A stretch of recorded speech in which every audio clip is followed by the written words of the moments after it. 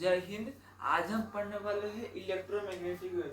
तो electromagnetic wave पढ़ने से पहले उसका सिलेबस देख लेते हैं। सिलेबस में क्या है? इलेक्ट्रोमैग्नेटिक वेव का पहले आपको इलेक्ट्रोमैग्नेटिक वेव पढ़ना है, उसके बाद टाइम वेक्टर फील्ड पढ़ना है, उसके बाद बाउंड्री कंडीशन पढ़ना है। ठीक है, इलेक्ट्रोमैग्नेटिक वेव, फिर टाइम वेक्टर फील्ड, फिर बाउंड्री कंडीशन पढ़ना है, ये पहला टॉपिक में। फिर उसके बाद आपको ये सब खत्म करने के बाद आपका आएगा ट्रांसमिशन लाइन। ट्रांसमिशन लाइन उसके बाद वाला पढ़ना है, बाद वाला चैप्टर। और उसके बाद वेव गाइड भी पढ़ना है। इसके बाद आता है एंटीना। तो ये चार टॉपिक कौन कौन आता है? EMW, transmission line, wave guide और एंटीना। उसके बाद तो ये सिलेबस हो गया क्या ईएमडब्ल्यू का। जो पहला चैप्टर में ये सब पढ़ना है। क्या पढ़ना है? इलेक्ट्रोमैग्नेटिक वेव में क्या पढ़ना है? टाइप ऑफ डाइलेक्ट्रिक, कितने प्रकार का डाइलेक्ट्रिक होता है। उसके बाद टाइम हार्मोनिक फील्ड पढ़ना है, ये भी थोड़ा लंबा टॉपिक है। टाइम हार्मोनिक फील्ड पढ़ना है। उसके बाद मैक्सवेल का जो चार इक्वेशन है वो पढ़ना है। उसके बाद वेव थ्योरी पढ़ना है। तो ये है हमारा सिलेबस। तो अब हम पढ़ने वाले हैं टाइप्स ऑफ डाइलेक्ट्रिक। तो अब हम क्या पढ़ने वाले हैं? डाइलेक्ट्रिक क्या चीज है? डाइलेक्ट्रिक है नॉन कंडक्टिंग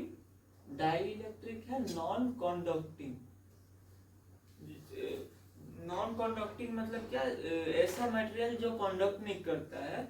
और नॉन कंडक्टिंग, और पहली बात तो ये है कि नॉन कंडक्टिंग है। दूसरी बात क्या है? Does not allow to flow current, मतलब करंट को फ्लो करने नहीं देता है।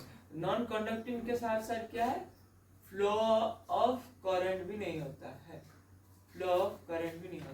ऐसे मटेरियल को कहते हैं डाइलेक्ट्रिक। तो डाइलेक्ट्रिक क्या है? ऐसे मटेरियल है जो कंडक्टिंग नहीं होता हो और फ्लो ऑफ करंट को फ्लो होने ही नहीं देता है। मतलब किसी ये है कैपेसिटर, ठीक है, और इसके अंदर डाइलेक्ट्रिक है। तो इधर क्या होता है कि करंट को सही से फ्लो होने ही नहीं देता है। ये तो एयर था इसलिए फ्लो हो गया। कोई मटेरियल होता तो इधर से जो करंट जा रहा था ये डाइलेक्ट्रिक के कारण फ्लो होने नहीं देता है। और कब तक फ्लो होने नहीं देगा? जब तक ये जो डाइलेक्ट्रिक है वो ब्रेक डाउन नहीं हो जाता, तब तक ये फ्लो होने नहीं देगा। करंट को तब तक नहीं फ्लो होने देगा, कब? जब तक ये ब्रेक डाउन नहीं हो जाता। जब तक ये ब्रेकडाउन नहीं हो जाता डाइलेक्ट्रिक मटेरियल, तब तक ये करंट को फ्लो होने नहीं देगा। तब तक ये क्या कहलाएगा? नॉन कंडक्टिंग मतलब does not allow to flow current. तो ये रहा कॉन्सेप्ट डाइलेक्ट्रिक का बेसिक। अब हम चलते हैं इसका टाइप्स ऑफ डाइलेक्ट्रिक। अब हम पढ़ने वाले हैं कैरेक्टरिस्टिक्स ऑफ डाइलेक्ट्रिक, मतलब डाइलेक्ट्रिक में क्या क्या होता है। तो डाइलेक्ट्रिक में पहले तो एक सिग्मा होता है, और दूसरा एक क्या होता है? पहले सिग्मा, दूसरा क्या होता है ना कि एप्सिलॉन,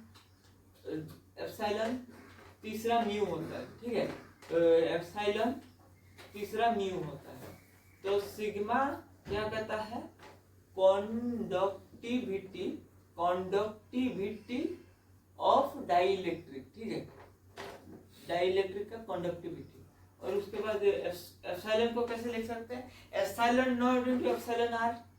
एप्सिलॉन को ऐसे भी तो लिख सकते हैं ना, कि एप्सिलॉन को ऐसे भी तो लिख सकते हैं ना, epsilon not into epsilon R. और म्यू को ऐसे भी तो लिख सकते हैं ना, mu not into mu R, ठीक है। तो ऐसे भी तो लिख सकते हैं। तो अब हम क्या कर रहे हैं कि देखिए, एप्सिलॉन को कैसे लिख सकते हैं? Epsilon not into epsilon R. Mu को क्या लिख सकते हैं? Mu not into mu R. ये क्या है? एप्सिलॉन क्या है? Permittivity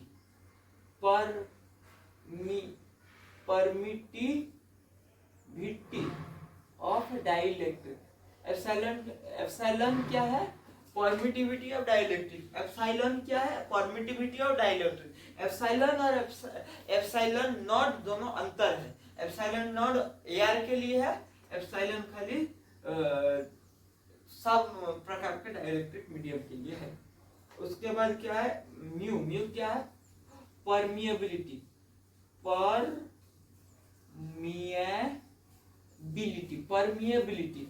permeability of dielectric. अच्छा ठीक है। और एक चीज है कि ये जो डाइलेक्ट्रिक जो ये परमिटिविटी है, ये रियल भी हो सकता है और कॉम्प्लेक्स भी हो, इमेजिनरी भी हो सकता है। लेकिन जो परमिएबिलिटी है, परमिटिविटी रियल भी हो सकता है और इमेजिनरी भी हो सकता है, लेकिन जो परमिएबिलिटी है ये केवल रियल होना है, इमेजिनरी नहीं होना है। इतना चीज मतलब क्या बोला मैंने, परमिटिविटी जो है वो रियल भी हो सकता है, इमेजिनरी भी हो सकता है। लेकिन जैसे ये ई रियल भी हो सकता है और इमेजिनरी भी हो सकता है, लेकिन म्यू केवल और केवल रियल होगा। ये दो चीज। तो ये रहा इसका बेसिक मतलब कैरेक्टरिस्टिक्स ऑफ डाइलेक्ट्रिक। अब हम देखने वाले टाइप्स ऑफ डाइलेक्ट्रिक। तो कैरेक्टरिस्टिक्स ऑफ डाइलेक्ट्रिक हो गया, अब टाइप्स ऑफ डाइलेक्ट्रिक देखते हैं।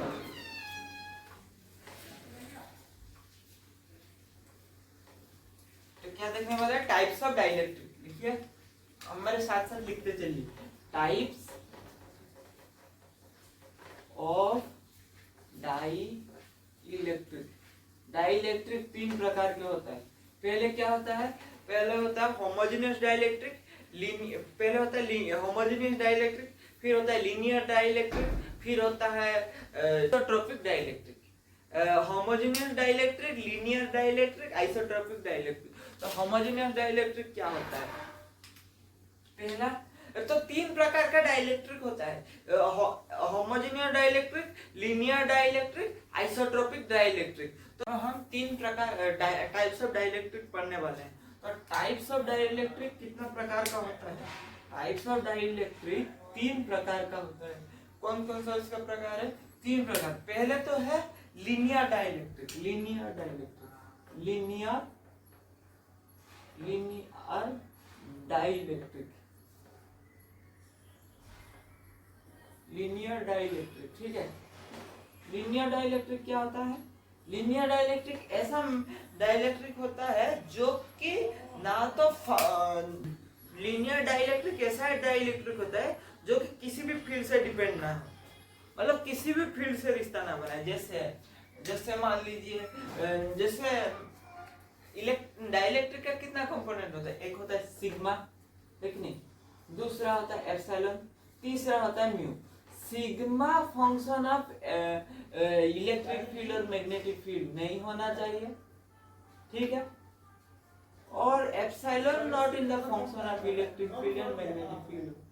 मतलब एप्सिलॉन भी इलेक्ट्रिक फील्ड और मैग्नेटिक फील्ड का फंक्शन नहीं होगा, और परमिटिविटी भी इलेक्ट्रिक फील्ड और मैग्नेटिक फील्ड का फंक्शन नहीं होगा, ठीक है। एक डाइलेक्ट्रिक का तीन पार्ट होता है। तो डाइलेक्ट्रिक का ना तो सिग्मा फंक्शन ऑफ मतलब ना तो sigma function of electric field and magnetic field हो, ना epsilon function of electric field and magnetic field, ना क्या होगा, ना permeability is the function of electric field and magnetic field. तो अब ये क्या गया, लीनियर डाइलेक्ट्रिक। इसके बाद हम देखने वाले क्या, होमोजेनियस डाइलेक्ट्रिक।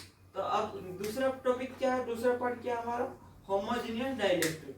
होमोजेनियस डाइलेक्ट्रिक लिखते जाइए मेरे साथ,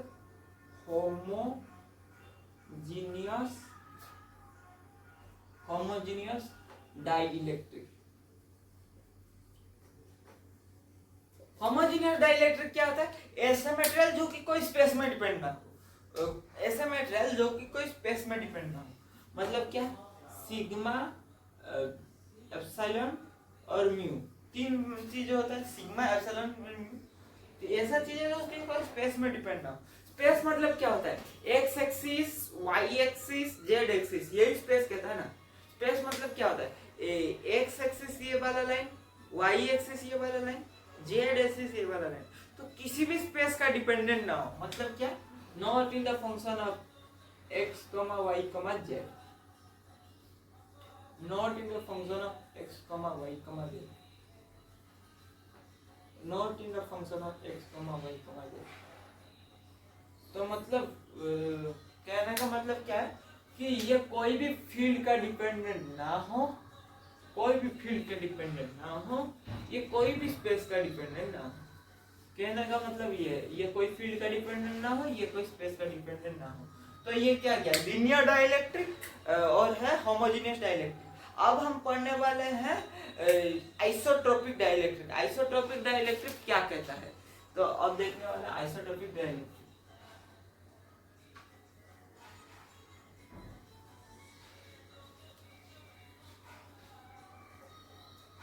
अभी ये नीचे से लिख दीजिए। अब हम क्या करना है,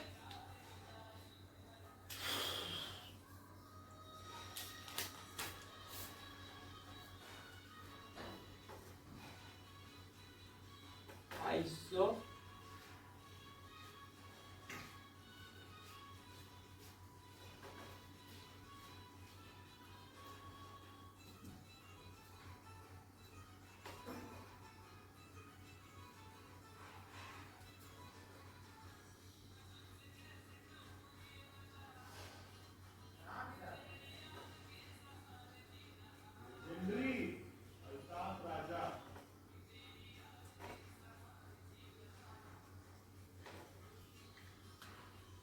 आइसोट्रोपिक डाइलेक्ट्रिक क्या होता है, ऐसा डाइलेक्ट्रिक जो कि कोई डायरेक्शन पे डिपेंडेंट ना हो।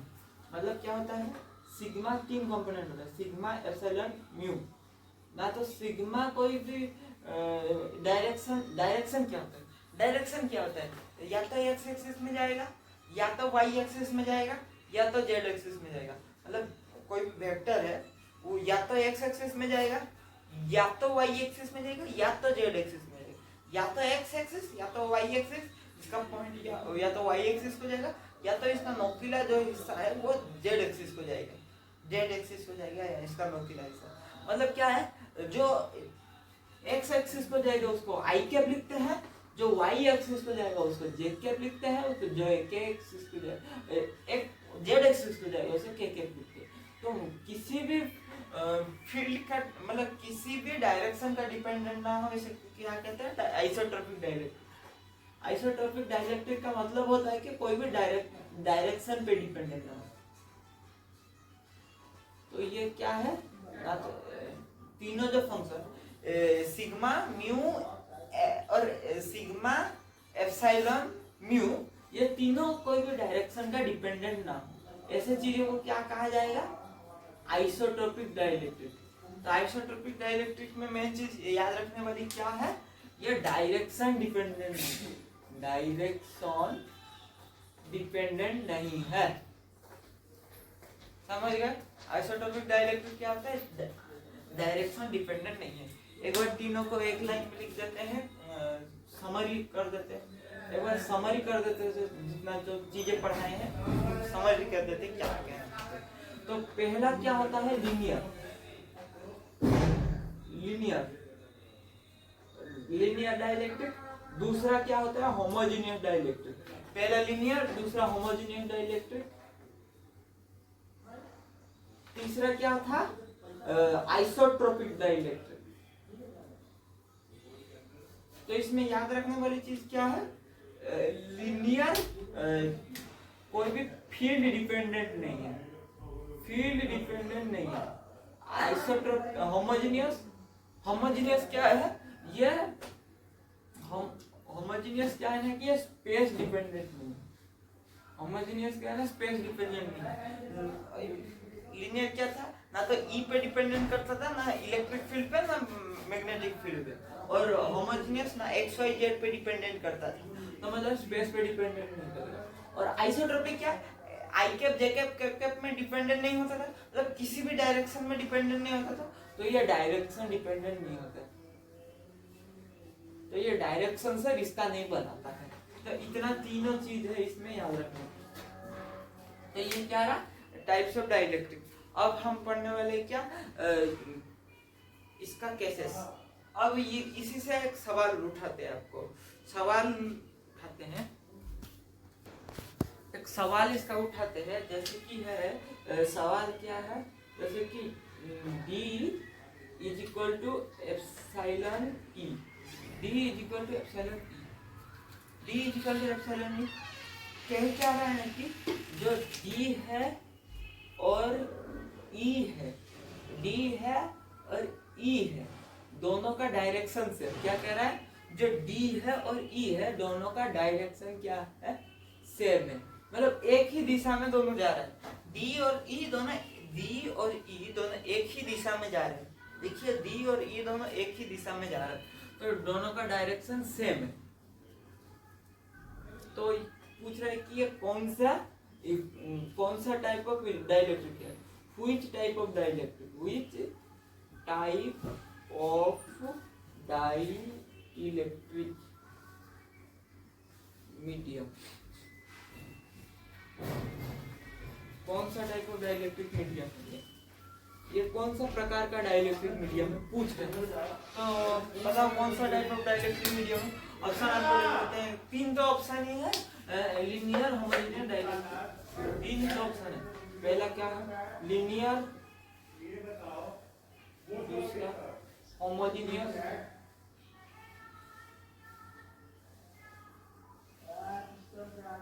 तीसरा क्या है, लीनियर, होमोजेनियस और आइसोट्रोपिक।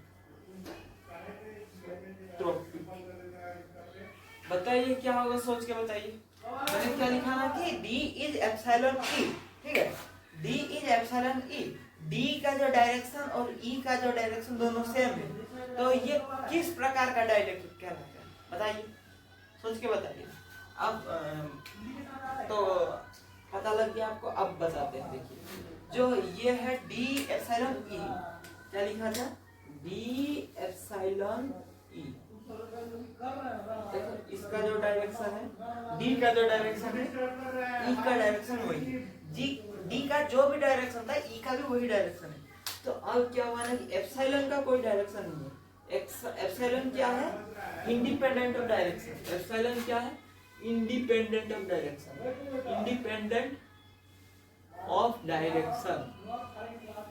कोई चीज इंडिपेंडेंट ऑफ डायरेक्शन होगा तो क्या होता है, वो कौन सा प्रकार का मीडियम होता है। एप्सिलॉन क्या था, डाइलेक्ट्रिक मीडियम। एप्सिलॉन क्या था, डाइलेक्ट्रिक मीडियम।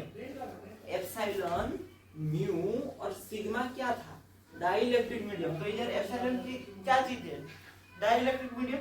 एप्सिलॉन क्या है, इंडिपेंडेंट ऑफ डायरेक्शन। तो ये कैसा टाइप का डाइलेक्ट्रिक मटेरियल कहलाएगा, आइसोट्रोपिक डाइलेक्ट्रिक मटेरियल कहलाएगा। इतना ही बात है। अब नेक्स्ट चीज हम पढ़ने वाले हैं क्या, आइसोट्रोपिक डाइलेक्ट्रिक में केसेस। आइसोट्रोपिक डाइलेक्ट्रिक का केस, तो दो केस पढ़ने वाले। पहले अब पढ़ने वाले हम क्या, आइसोट्रोपिक एंड आइसोट्रोपिक। अब पढ़ने वाले क्या, आइसोट्रोपिक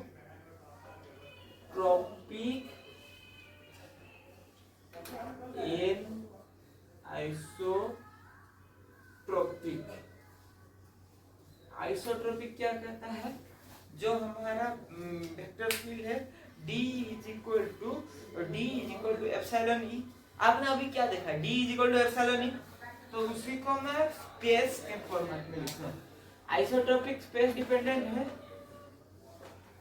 आइसोट्रोपिक क्या होता है, डायरेक्शन डिपेंडेंट नहीं होगा लेकिन स्पेस तो डिपेंडेंट है। अब इसका हम डायरेक्शन डिपेंडेंट नहीं होगा लेकिन स्पेस डिपेंडेंट तो जरूर है।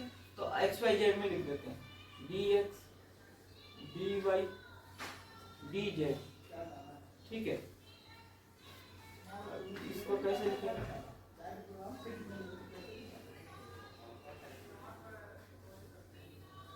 देखो जो हमारा dx d था वो एप्सिलॉन E था, मतलब वो स्पेस में भी डिपेंडेंट करेगा, ex ey ez, ठीक है। देखो ये है D क्या था, डायरेक्टली प्रोपोर्शनल टू E, तो D क्या होता था, एप्सिलॉन E। पिछले क्वेश्चन में हम क्या देखे थे, D is equal to epsilon E। इसी का इस्तेमाल करके 3D क्या बनाएंगे, 3D इसको इस्तेमाल करके हम एक क्या बनाएंगे, मैट्रिक्स बनाएंगे। मैट्रिक्स कैसे बनाएंगे, देखिए ये D है तो epsilon not x, epsilon not x epsilon not x y, ये क्या है, एप्सिलॉन नॉट x z। अब इधर क्या है, दूसरा क्या है, epsilon not x epsilon not Y X, ठीक है, epsilon not Y Y, epsilon not Y Z, ठीक है। उसके बाद क्या है epsilon not Z X, epsilon not Z X, epsilon not Z Y, epsilon not Z Z.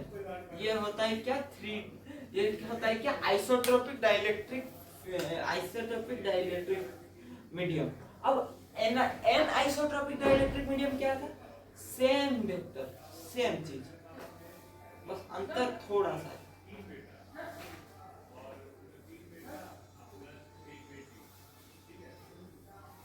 देखिए जो उसमें भी सेम चीज है, D is equal to epsilon not E था, D is equal to epsilon E था, D स्पेस में होगा D, तो मतलब क्या, एक तो x एक्सिस में होगा, एक तो y एक्सिस में होगा, एक तो z एक्सिस में होगा।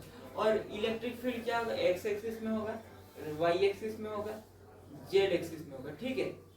अब देखिए अब मेन चीज आया, क्या आया कि इसका जो था इसका एप्सिलॉन, एप्सिलॉन का था डाइलेक्ट्रिक मीडियम एप्सिलॉन, वो क्या था कि पूरा 3x3 मैट्रिक्स बना रहा था, ठीक है। इसका भी 3x3 मैट्रिक्स बनाएगा जो डाइलेक्ट्रिक मीडियम, लेकिन क्या होगा ना वो डायगोनल मैट्रिक्स होगा। क्या होगा, diagonal matrix, diagonal diagonal dielectric medium, मतलब डायगोनल एप्सिलॉन, मतलब डायगोनल डाइलेक्ट्रिक मीडियम। इसको बनाते हैं epsilon x x, epsilon x y, epsilon x z, ये हो गया।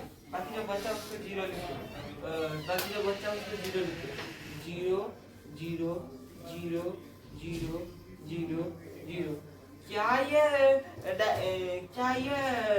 डायगोनल एलिमेंट हो गया, क्या ये डायगोनल मैट्रिक्स हो गया, तो ये क्या कहलाएगा, डायगोनल मैट्रिक्स हो गया तो ये क्या कहलाएगा, ये कहलाएगा एन आइसोट्रोपिक डाइलेक्ट्रिक मीडियम। तो ये रहा आइसोट्रोपिक और एनाइसोट्रोपिक का कॉन्सेप्ट। मतलब एक बार शॉर्ट में बता देते, कुछ नहीं है इसका, बस डाइलेक्ट्रिक मीडियम में क्या है 3x3 मैट्रिक्स लिखा है और कोई भी एलिमेंट को कुछ छेड़छाड़ी नहीं की। और एनाइसोट्रोपिक क्या क्या है, 3x3 मैट्रिक्स लिखा है और उसका डायगोनल एलिमेंट को रहने दिया, बाकी सबको जीरो कर दिया, मतलब डायगोनल मैट्रिक्स सब क्या निकला, एप्सिलॉन। तो ये रहा क्या, दो प्रकार का आइसोट्रोपिक मीडियम, एनाइसोट्रोपिक मीडियम। अब हम देखने वाले हैं जब एआर में हो और जब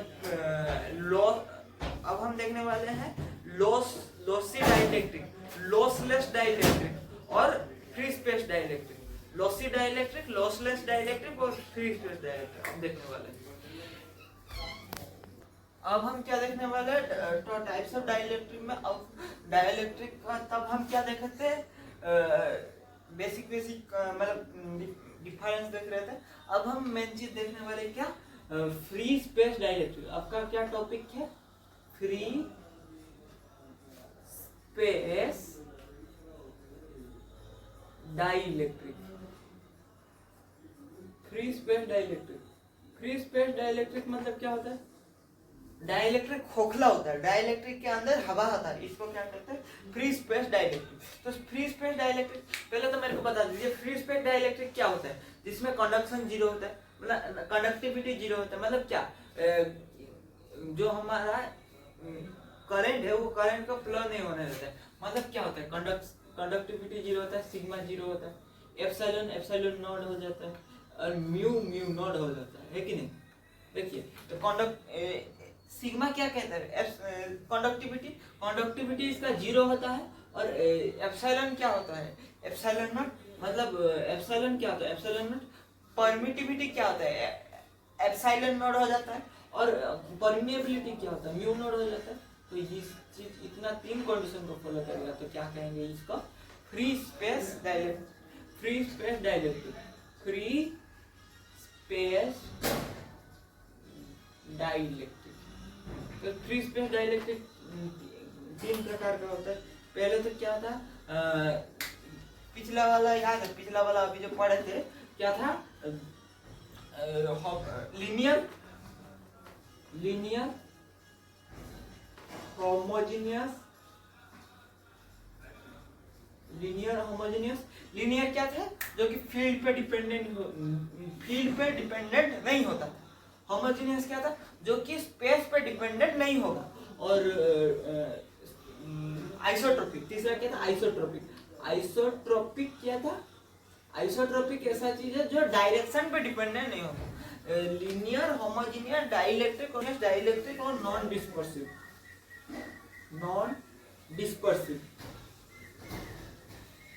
linear homogeneous, dielectric, non dispersive, ऐसा ये चीज होता है। इसी चीज को क्या कहा जाता है, फ्री। तो ये रहा क्या, फ्री स्पेस डाइलेक्ट्रिक का बात है। अब हम पढ़ने वाले क्या, ये गया इसका काम। अब हम पढ़ने वाले परमिटिविटी, परमेबिलिटी। क्या दो चीज होता था, परमिटिविटी, परमेबिलिटी। परमिटिविटी क्या होता था, mu epsilon is equal to क्या होता है, अब फ्री स्पेस का बात खत्म, अभी दूसरा मतलब परमिटिविटी क्या होता है, एप्सिलॉन नॉट एप्सिलॉन आर। और परमिटिविटी और ये परमिएबिलिटी क्या होता है, म्यू बराबर म्यू नॉट म्यू आर। देखो परमिटिविटी या तो रियल होगा, ठीक है, या फिर इमेजिनरी होगा। परमिटिविटी रियल हो सकता है या फिर इमेजिनरी हो सकता है, लेकिन परमिएबिलिटी हमेशा रियल होगा, ठीक है, परमिएबिलिटी हमेशा रियल होगा। परमिटिविटी रियल भी हो सकता है, इमेजिनरी भी हो सकता है, परमिएबिलिटी हमेशा रियल होगा। तो ये हो गया काम खत्म। अब समझते हैं इसको बात को। तो क्या कहना चाहते हैं, कोई चीज रियल भी हो सकता है या फिर इमेजिनरी भी हो सकता है। मतलब एप्सिलॉन नॉट तो कांस्टेंट है, लेकिन एप्सिलॉन आर रियल और इमेजिनरी हो सकता है। मतलब क्या है, E R is equal to, या तो ये इमेजिनरी होगा या तो ये रियल हो सकता है या फिर ये इमेजिनरी हो सकता है। मतलब क्या बोला, E R is equal to E R dash epsilon R is equal to epsilon are dash plus J times of epsilon double R dash. Epsilon R is equal to epsilon are dash plus J times of epsilon double R dash. तो इसका जो ये है, अब इसका loss tangent देखते हैं। Loss tangent क्या होता है कि टेन थीटा। लॉस टेंजेंट मतलब क्या, टेन थीटा। लॉस टेंजेंट क्या होता है, टेन थीटा बराबर imaginary upon real epsilon r double dash upon real epsilon are dash. इसको कैसे लिख सकते हैं, sigma upon mu epsilon naught. ये sigma upon mu epsilon naught, ये चीजें याद मत रखिए, आगे आ जाएगा, लेकिन इसको लिख लीजिए। और उसके बाद क्या हुआ, ये क्या था, परमिटिविटी। अगला क्या आया, परमिएबिलिटी।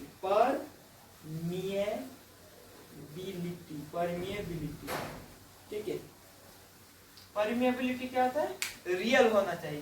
देखो म्यू आर बराबर क्या होता है, म्यू आर क्या होता है, एक रियल कंपोनेंट होता है, दूसरा एक इमेजिनरी कंपोनेंट होता है हर चीज के लिए।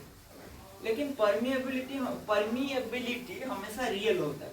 रियल होता है मतलब क्या, इमेजिनरी पार्ट उसका जीरो होगा, लेकिन ये वाला पार्ट उसका जीरो होगा, तो कट जाएगा ये वाला पार्ट, हटा दो तो बचा क्या, mu equal to mu not. बस इतना ही चीज है क्या, परमिएबिलिटी और परमिटिविटी।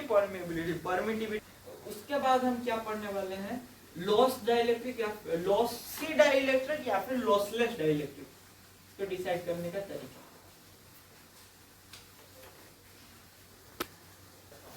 अब हम क्या पढ़ने वाले हैं, लॉस डाइलेक्ट्रिक और लॉसी डाइलेक्ट्रिक। तो मतलब कैसे डिसाइड करें लॉस डाइलेक्ट्रिक या लॉसी डाइलेक्ट्रिक, अब दिखने वाला है। हाउ टू डिसाइड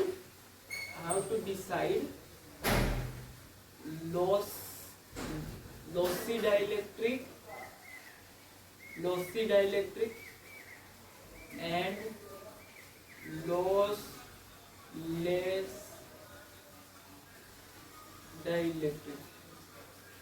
कैसे डिसाइड करेंगे लॉसी डाइलेक्ट्रिक है या फिर लॉसलेस डाइलेक्ट्रिक, इसी को कैसे डिसाइड करें। देखो जब दो चीज हम देखने वाले, दो केस। पहले केस क्या होता है, जब सिग्मा हमारा जीरो होता है, केस 1। जब सिग्मा हमारा 0 हो जाए, सिग्मा हमारा 0 हो जाए तो टेबल बना के हम टेबल के माध्यम से समझते हैं जो परमिटिविटी और परमिएबिलिटी है। तो कुछ चीजें हम समझते हैं, जैसे कि ये क्या बोलते हो, एप्सिलॉन और म्यू, उसको डिवाइड करते हैं। और ये क्या है, नियम क्या हुआ, इधर भी सेम चीज, इधर भी सेम चीज, केस 2 क्या होता है, जब ये कंडक्टिंग था मतलब सिग्मा इक्वल टू 0, ये नॉन कंडक्टिंग था, सिग्मा इक्वल टू 0, कंडक्टिविटी 0 है, मतलब क्या, करंट को फ्लो करने नहीं दिखे, करंट को फ्लो करने नहीं देगा तो मतलब नॉन कंडक्टिंग। और ये कंडक्टिंग हुआ मतलब क्या, sigma not equal to 0, conductivity not equal to 0, तो मतलब ये कंडक्टिंग मटेरियल है। अब इधर से अब हम इसका भी वैसे ही निकला है, एप्सिलॉन म्यू मीडियम, ठीक है।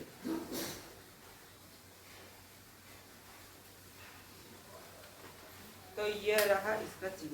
अब हम क्या देखने वाले, लॉसी लॉसलेस। लॉसी के लिए क्या देखेंगे, या तो ये रियल होगा, ये भी रियल होगा, दूसरी बात क्या है, रियल इमेजिनरी,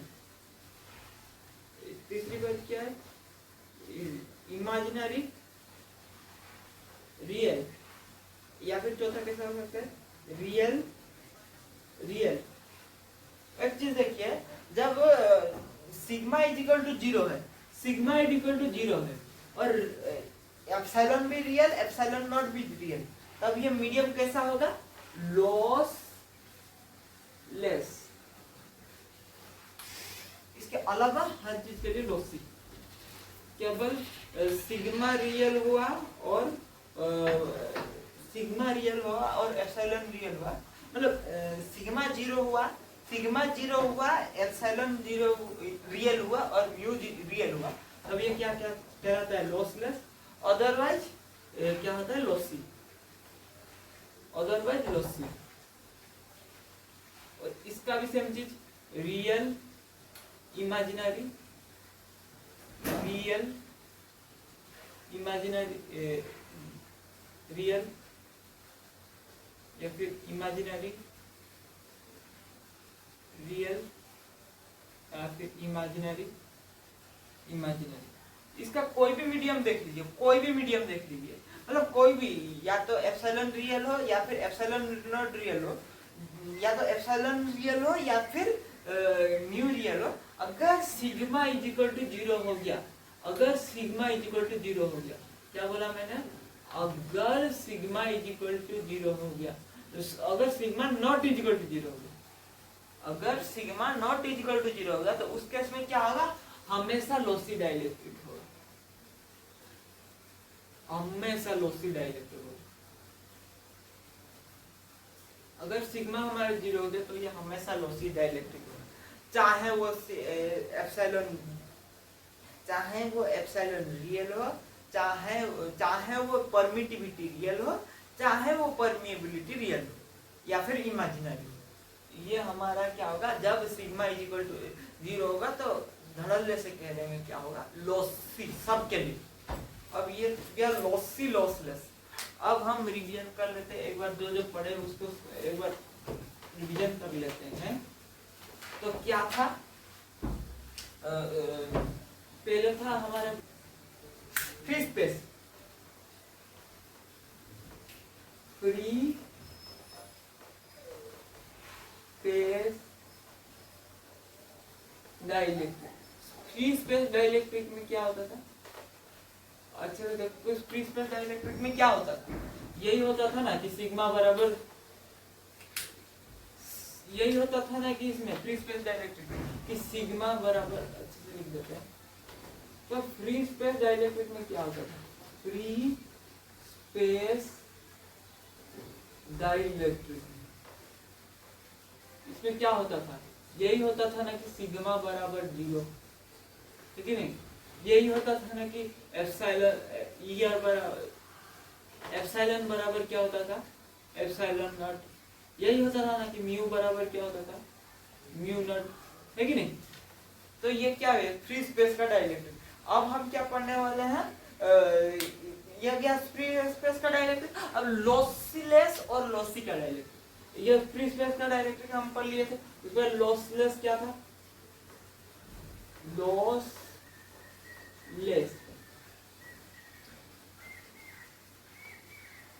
डाइलेक्ट्रिक, और उसके बाद क्या था, lossy dielectric.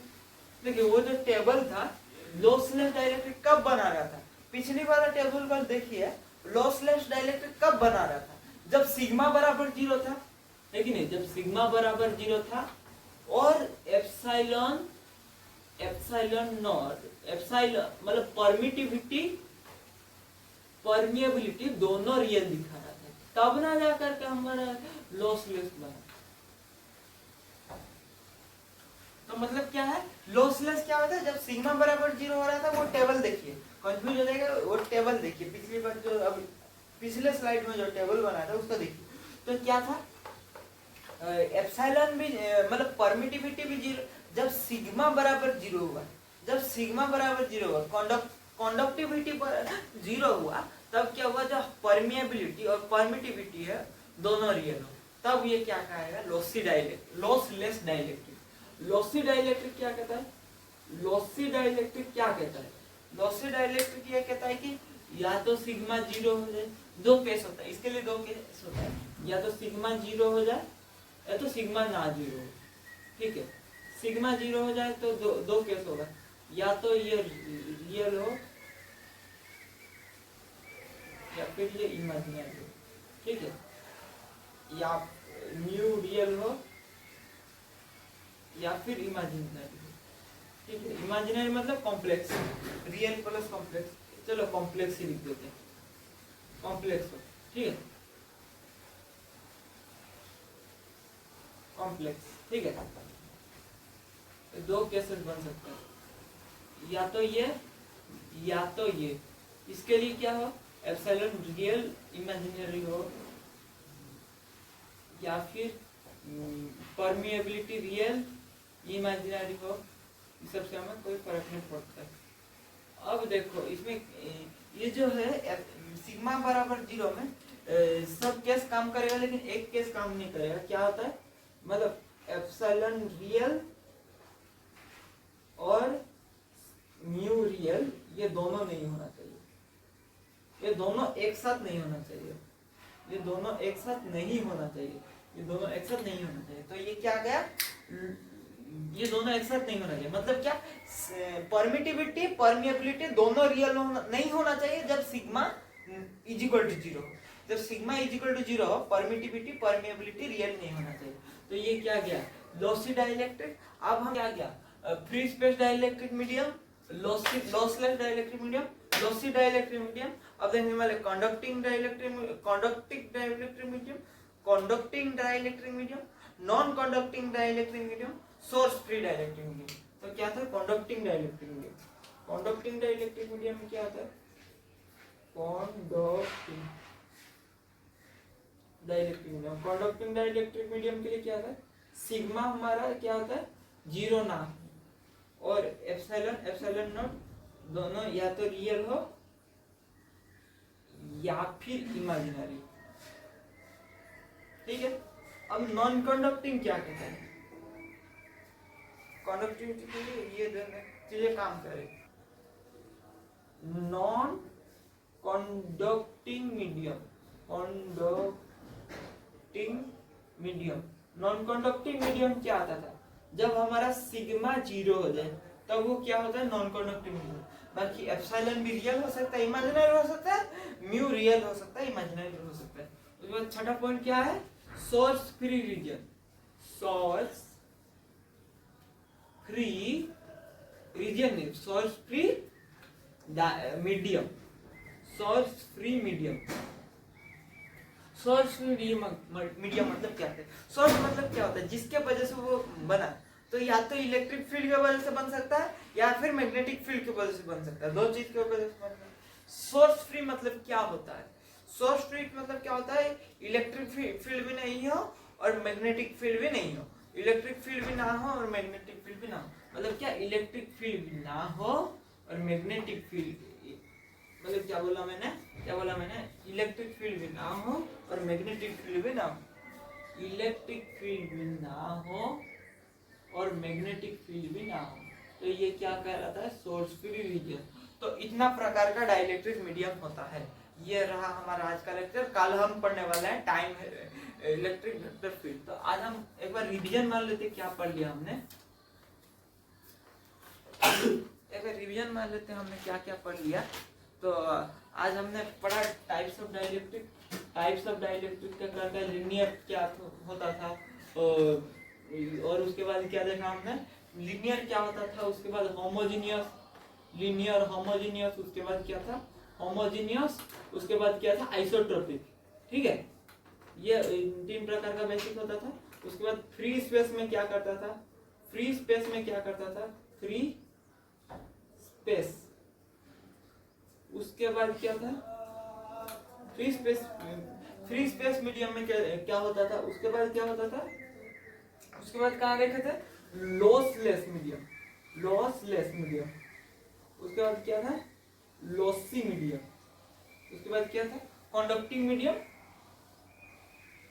Conducting medium, non conducting medium, non conducting medium, उसके बाद क्या देखा था सोर्स फ्री मीडियम। इतना हम आज के क्लास में करें, और कल के क्लास में हम क्या करने वाले हैं, time vector electric field, time vector field. तो टाइम वेक्टर फील्ड हम कल देखने वाले हैं। आज के टॉपिक में ये था, आज के टॉपिक में यही था। तो कल के टॉपिक में क्या होगा, टाइम वेक्टर इलेक्ट्रिक फील्ड। तो देखने के लिए शुक्रिया।